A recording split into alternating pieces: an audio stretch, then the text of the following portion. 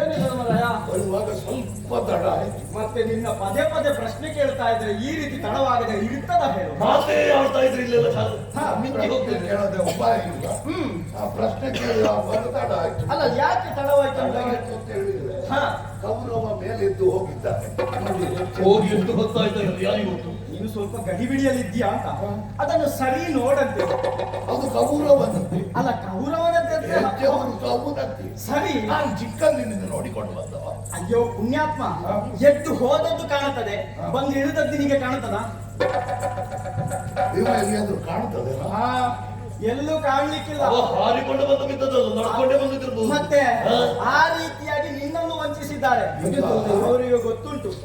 ನೀನು ಈ ರೀತಿಯಾಗಿ ನಂಬುತ್ತಾನೆ ಅಂತ. ನೀವಲ್ಲ ಈಗ ಇಳಿದದ್ದು ಹೆಜ್ಜೆ ಗುರುತಿಲ್ಲ, ಇಲ್ಲ ಮೇಲೆದ್ದದ್ದು ಗುರುತು ಕಣ್ಣಿಗೆ ಕಾಣ್ಲಿಕ್ಕೆ ಸರಿ. ಹೌದು. ಹಾಗಾದ್ರೆ ಅವ ನಿನ್ನನ್ನು ನಂಬಿಸುವುದಕ್ಕಾಗಿ ಹಿಂದೆ ಹಿಂದೆ ಹಿಂದೆ ಹೋಗಿ ಕಪಟದ ಹೆಜ್ಜೆಯಿಂದ ಇಳಿದಿದ್ದಾನೆ. ಈಗ ಸ್ಪಷ್ಟ ಆಯ್ತು ನೋಡಿ. ಹಿಂಗಾಲು ನೆಲಕ್ಕೊತ್ತಿದೆ, ಗೊತ್ತಿದೆ. ಇಳಿದು ಹೋಗಿದ್ದಾದ್ರೆ, ಮೇಲೆ ಹತ್ತಿದ್ದಾದ್ರೆ ಕಾಲು ಬೆರಳು ನೆಲದಲ್ಲಿ ಊರಬೇಕಿತ್ತು ಅಲ್ವೇ? ದೊಡ್ಡ ಜಾಣ ಮಾತ್ರ ಅಲ್ಲ, ಒಮ್ಮೆ ಜಲವನ್ನು ಸರಿಯಾಗಿ ನೋಡಂತೆ. ಜಲಸ್ತಂಭನ ವಿದ್ಯೆಯನ್ನು ಕೈಗೊಂಡಂತಹ ಕೌರವ ತಗತಗನೆ ನೀರಿನೊಳಗೆಯೂ ಬೇಯುತ್ತಾ ಇದ್ದಾನೆ. ಮಂತ್ರ ಹೇಳ್ತಾರೆ, ನೀರು ಕುದೀತಾನೆ ಅಲ್ವೇ? ಅವ ಅಲ್ಲೇ ಇದ್ದಾನೆ. ಅಲ್ಲಿ ಮೇಲೆ ಬರ್ಬೇಕಲ್ಲ, ನೀನು ಎಬ್ಬಿಸಬೇಕು. ಮೇಲಕ್ಕಾದ್ರೆ ಬಂದಾನು. ಕೇಳು ಪುತ್ರ ಮಿತ್ರ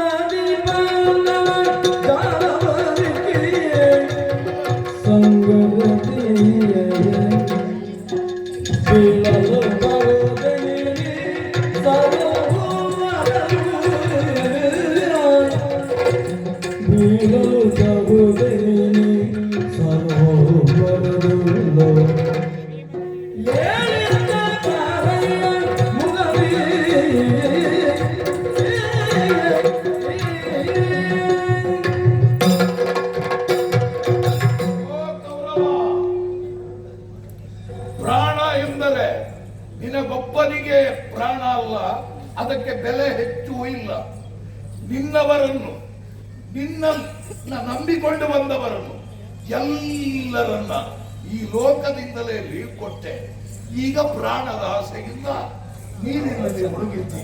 ಹುಟ್ಟುವುದೊಂದು ದಿವಸ, ಸಾಯುವುದೊಂದು ದಿವಸ. ಇದು ವೀರರ ಲಕ್ಷಣ ಅಲ್ಲ. ಒಮ್ಮೆ ಎದ್ದು ಎಂತದ್ದು ನೀನು ಧರ್ಮ ಬೋಧನೆ ಮಾಡುವುದ?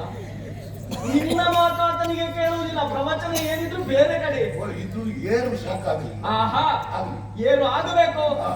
ಮಧ್ಯಮ ಪಾಂಡವ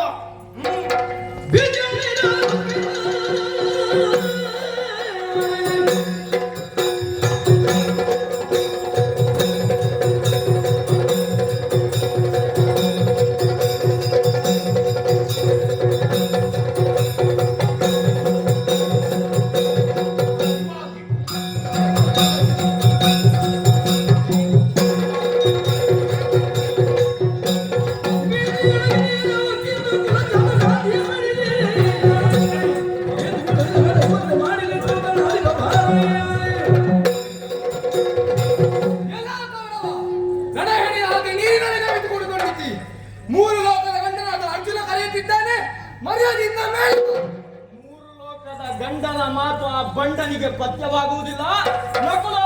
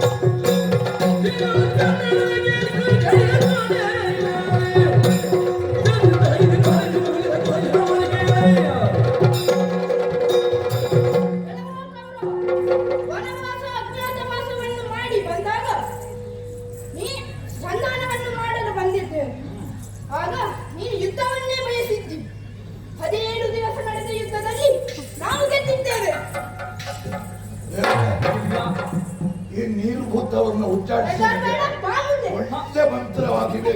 ಬಿಸಿ ಆಗದ ಬೆಣ್ಣ ಕಲಾಗುವುದಿಲ್ಲ. ಕಲಿ ಭೀಮನಿದ್ದಾನೆ. ಭೀಮ, ನೀನು ಪ್ರಯತ್ನಿಸ.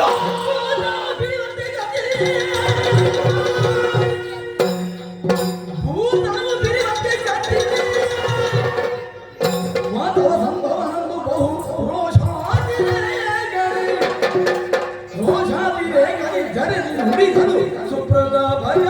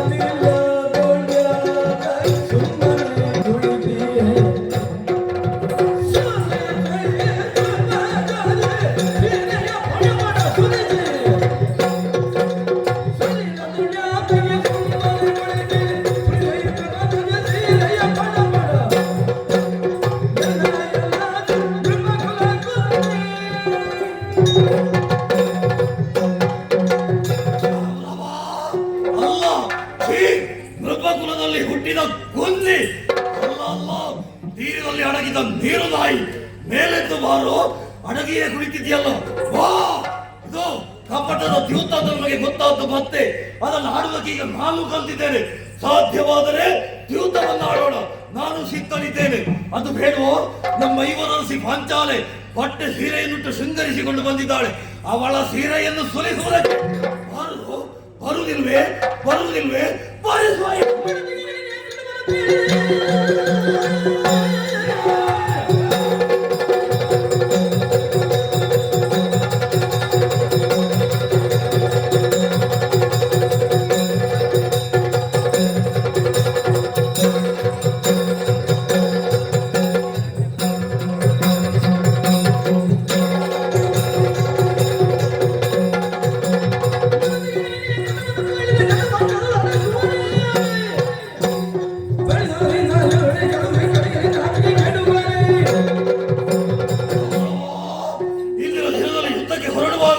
ನಿನ್ನ ಮಡದಿಯಲ್ಲಿ ಏನೇನು ದೃಢವನ್ನು ಹೇಳಿ ಬಂದೆ.